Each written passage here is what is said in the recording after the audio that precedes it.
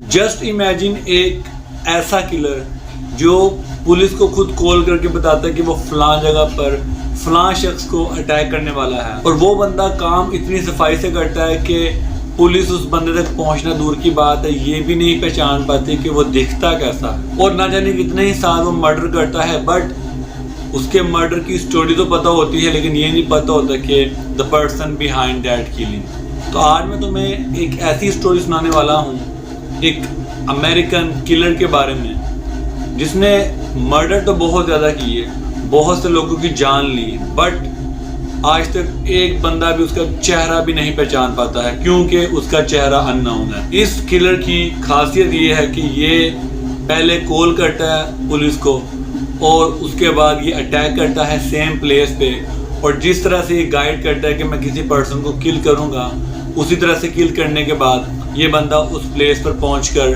कत्ल कर देता है, मर्डर कर देता है। But there is no one who can explain how like this happened, and they did not know the name and the face of that killer. But इसको फिर भी पहचानने के लिए एक नाम दिया गया था उस वक्त में, क्योंकि इसको जानना और पहचानना बहुत मुश्किल था, तो इसको नाम दिया गया था ज़ोडिएक किलर का, क्योंकि ये किसी को भी बेवजह कत्ल कर देता था। चले भी टाइम वेस्ट किए बगैर स्टार्ट करते हैं अपनी आज की वीडियो। बात करते हैं सबसे पहले मर्डर के बारे में। 28 दिसंबर 1968 को बैटी लॉय जेनसन और डेविड फ्राडे एक जगह से दूसरी जगह पर ट्रैवल कर रहे थे अपनी कार के थ्रू, और ये एक मैरिड कपल था। ये थोड़ा सा दूर जाते हैं अपने घर से और वहां पर जाकर स्टे करते हैं, कुछ देर के लिए अपना टाइम स्पेंड कर रहे होते हैं। सडनली एक गाड़ी आके रुकती है, उसमें एक पर्सन होता है जो कि अननोन होता है, उसके चेहरे पे मास्क पहना हुआ होता है, अपने आप को फुल कवर किया होता है। सडनली वो गाड़ी से बाहर निकलता है और जाकर डेविड फ्राडे पर और बैटी लॉय जेनसन पर फायरिंग स्टार्ट कर देता है। Within some time like David Faraday तो मौके पर ही मर जाता है, क्योंकि उसके सीधा हेडशॉट्स लगते हैं, वो बर्दाश्त नहीं कर पाता। बट बैटी लॉय जेनसन वहाँ से भाग रही होती है, तो उसकी पीठ के पीछे ज़ोडिएक किलर शूट करता है। वो 5 से 6 दफ़ा शूट करता है। Luckily how Betty Lou Jensen बच जाती है, बट डेविड फ्राडे मर जाता है। और मल्टीपल शॉट्स के बाद भी बैटी लॉय जेनसन की किस्मत अच्छी होती है कि she get saved, but David Frade on the spot ही किल हो जाता है, क्योंकि 2 हेडशॉट सीधा उसके सर में लगते हैं, जो कि बहुत ज़्यादा खतरनाक चीज़ होती है। उसके बाद वहाँ पर काफ़ी शोर बर्पा हो जाता है, लोग इधर उधर भागते हैं, but until the police came, Zodiac killer got escaped। तब तक वो भाग चुका होता है और किसी को नहीं पता चलता है कि वो कौन था। पुलिस ने इसके ऊपर काफ़ी ज़्यादा इन्वेस्टिगेशन की, बट इसके बारे में कोई कंक्रीट प्रूफ नहीं मिला, कोई सॉलिड प्रूफ नहीं मिला, जिसकी वजह से within some time the case get closed. इस केस को बंद करना पड़ गया, क्योंकि इसमें कोई पुख्ता एविडेंस था ही नहीं। There was no and concrete evidence which show that there is a killer who killed to a person for that reason। कोई वजह ही नहीं थी बैटी लॉय जेनसन को मारने की और डेविड फ्राडे को मारने की। इन सब के चलते वो कुछ कोडिंग छोड़ के चला गया था उसी डेथ प्लेस के ऊपर जहाँ पे उसने डेविड फ्राडे को मारा था, और वो अक्सर कोडिंग में ही बात किया करता था। वो जहाँ भी किलिंग करता था तो ज़ोडिएक किलर एक फॉर्मेट में बात करता था, द वे ऑफ कोडिंग।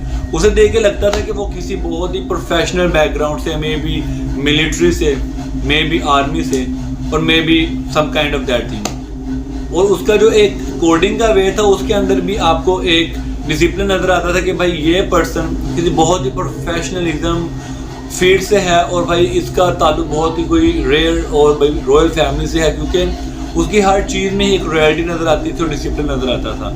इन सब के चलते ये वाला केस तो क्लोज कर दिया गया था, क्योंकि इसमें कोई सबूत नहीं था। जुलाई 4, 1969, डार्लिन टेरिन एंड माइकल मैगाउ, ये भी एक यंग कपल था। बट इसमें कमाल की बात यह है कि ये कपल जब अपनी गाड़ी के अंदर बैठा हुआ था, तो ज़ोडिएक किलर ने पहले कॉल की पुलिस को कि I am just going to kill a random couple at that place at that time. और पुलिस को अलर्ट करने के बाद वो बंदा अपने काम पर लग गया। But the thing is that इससे पहले पुलिस वहाँ पर पहुँच जाती, ये बंदा पहले ही उस जगह पर पहुँच गया और उसने फायरिंग स्टार्ट कर दी। डैर्लिन टैरन पर और माइकल मगाओ पर। समहाउ तेज फायरिंग की वजह से डैर्लिन टैरन मौके पर मर गई थी क्योंकि मल्टीपल शॉट्स उसकी बॉडी पे लग चुके थे। But somehow Michael Magao get survived. और समहाउ उसकी किस्मत अच्छी थी, वो वहां से भागा, he run away and then he got saved and survived. But Darlin Tarran got dead, got shot dead. उसके बाद जब डैर्लिन टैरन को किल कर दिया गया तो वहां पर ज़ोडियक किलर ने कोडिंग छोड़ी, और उन कोडिंग को जब गवर्नमेंट ने, मिलिट्री ने और पुलिस वालों ने मिलकर रिजोल्व किया तो उसका मतलब निकला killing is so much fun. मतलब कि समहाउ उसका मतलब यही था कि भाई किसी को मारने में कितना सुकून मिलता है, मजा आता है। उसके बाद उसने सब डिटेल छोड़ दी वहां पर पिछले मर्डर के बारे में। उसके बाद पुलिस ने दोबारा से डेविड फ्राडे का और बेटी इलोई जैक्सन का केस ओपन कर दिया।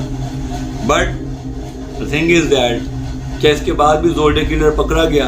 क्या इसके बाद भी, इन 2 मर्डर्स के बाद भी उसकी कोई निशानी मिली, उसका चेहरा पहचाना गया?